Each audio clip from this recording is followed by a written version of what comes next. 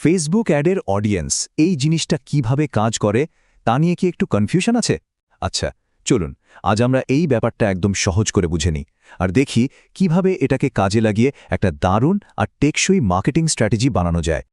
তো এখনকার সময়ে ফেসবুক অ্যাড থেকে সবচেয়ে ভালো রেজাল্টটা কিভাবে পাওয়া যায়? দেখুন, এই প্রশ্নটা কিন্তু সব অ্যাডভার্টাইজারের মাথাতেই ঘোরে। চলুন আজের উত্তরটা খোঁজার চেষ্টা করা যাক। এই পুরো ব্যাপারটা আমরা 5টা ধাপে বোঝার চেষ্টা করব। প্রথমে দেখব ফেসবুক অ্যাডের নতুন নিয়মটা কি, তারপর ব্রড অডিয়েন্স দিয়ে শুরু করব। সেখান থেকে যাব কাস্টম অডিয়েন্স আর লুকালাইক অডিয়েন্সে, আর সবশেষে দেখব কিভাবে এই সব কিছু মিলিয়ে একটা সাস্টেনেবল মার্কেটিং সাইকেল তৈরি হয়। তাহলে চলুন আর দেরি না করে আমাদের প্রথম ধাপে চলে যাই, ফেসবুক অ্যাডের নতুন নিয়ম। এই স্লাইডটা কিন্তু বেশ মজার। দেখুন, আগে ফেসবুক কি বলতো আমাকে একদম সুনির্দিষ্ট ছোট অডিয়েন্স টার্গেট করে দাও, আমি সেরা রেজাল্ট দেব। কিন্তু আজকের ফেসবুকের ফিলোসফিটা একদম উল্টো। এখন ফেসবুক বলছে আমাকে যত বড় সম্ভব অডিয়েন্স দাও, বাকিটা আমার উপর ছেড়ে দাও। কেন? কারণ ফেসবুকের এআই এখন এতটাই পাওয়ারফুল যে সে নিজেই আপনার জন্য সেরা কাস্টমার খুঁজে বের করতে চায়। তাকে শুধু সেই সুযোগটা দিতে হবে।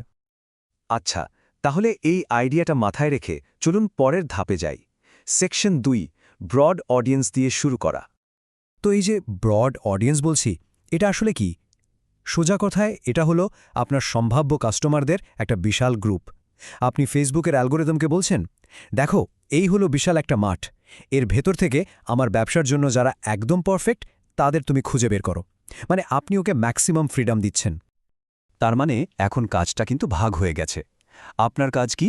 আপনার কাজ হলো অসাধারণ কন্টেন্ট বানানো, আর ফেসবুকের এআই এর কাজ হলো আপনার সেই কন্টেন্টটা সঠিক মানুষের কাছে পৌঁছে দেয়া। আপনাকে আর আগের মতো ঘন্টার পর ঘন্টা ধরে ইন্টারেস্ট টার্গেটিং নিয়ে মাথা খারাপ করতে হবে না। বেশ, ব্রড অডিয়েন্সের ব্যাপারটা তো বোঝা গেল, কিন্তু গল্পটা এখানেই শেষ না। এর পরের ধাপটা আরও বেশি গুরুত্বপূর্ণ। সেকশন 3, কাস্টম অডিয়েন্স, মানে আপনার সবচেয়ে সেরা গ্রাহক। আচ্ছা, ভাবুন তো, আপনি আপনার অ্যাডটা অনেক মানুষকে দেখালেন, কিন্তু আসল প্রশ্নটা হলো এই বিশাল ভিড়ের মধ্যে কারা আপনার বিজনেসে সত্যি ইন্টারেস্টেড, কারা একটু হলেও আগ্রহ দেখিয়েছে?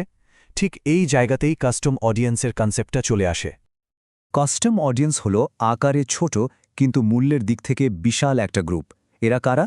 এরা হলো সেই মানুষগুলো যারা কোনো না কোনোভাবে আপনার ব্যবসার সাথে এর মধ্যেই ইন্টারঅ্যাক্ট করেছে, মানে তারা আপনাকে চেনে।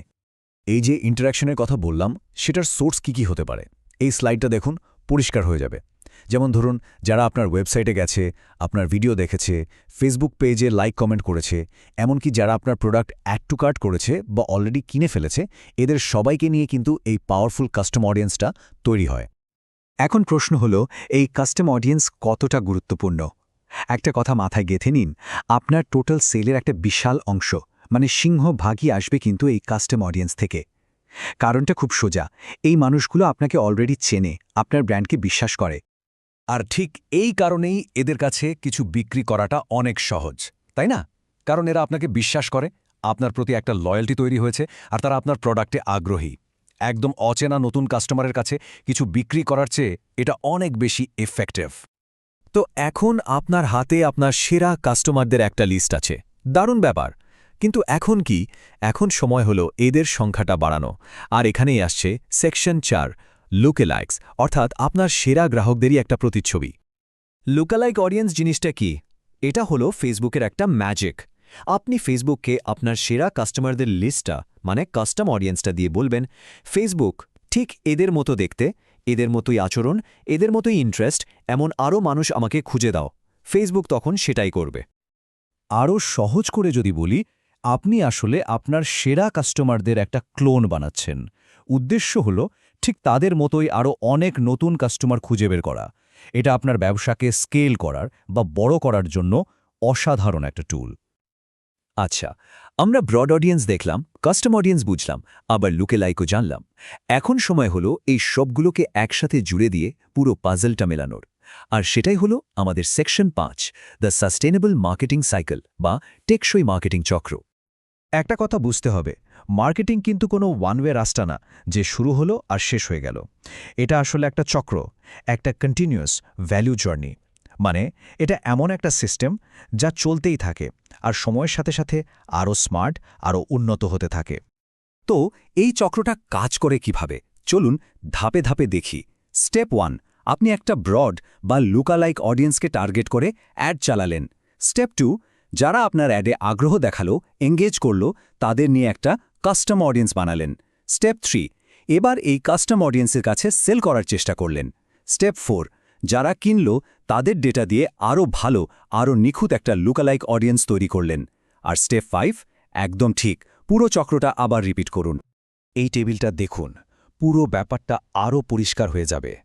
প্রথম ধাপে ব্রড বা লুকালাইক অডিয়েন্স ব্যবহার করার লক্ষ্য হল নতুন মানুষ জোগাড় করা বা অ্যাকোয়ার করা। দ্বিতীয় ধাপে কাস্টম অডিয়েন্সকে টার্গেট করার লক্ষ্য হল তাদের ক্রেতায় কনভার্ট করা। আর সবশেষে লুকালাইক অডিয়েন্স দিয়ে আপনার ব্যবসাকে স্কেল করা বা বড় করা। Acquire, convert, scale, simple. আর এই পুরো সিস্টেমটার ফাইনাল গোলটা কি? একটাই, একটা সাস্টেইনেবল মার্কেটিং প্ল্যান তৈরি করা, যা আপনার জন্য একটা সাস্টেইনেবল রেভিনিউ বা নিয়মিত আয়ের রাস্তা তৈরি করবে। এটা কোনো ওয়ান টাইম ক্যাম্পেইন নয়, এটা একটা লং টার্ম বিজনেস স্ট্র্যাটেজি। তাহলে শেষ করার আগে একটা প্রশ্ন রেখে যাই, আপনার মার্কেটিং স্ট্র্যাটেজিটা কি কিছু বিচ্ছিন্ন ক্যাম্পেইনের সমষ্টি, নাকি এটা একটা কন্টিনিউয়াস জার্নি, একটা চলমান প্রক্রিয়া? ভেবে দেখবেন, কারণ এই চক্রাকার পদ্ধতিটা ঠিকমতো কাজে লাগাতে পারলে আপনার ফেসবুক অ্যাডস একটা সাধারণ টুল থেকে একটা শক্তিশালী অটোমেটেড রেভিনিউ জেনারেটিং ইঞ্জিনে পরিণত হতে পারে।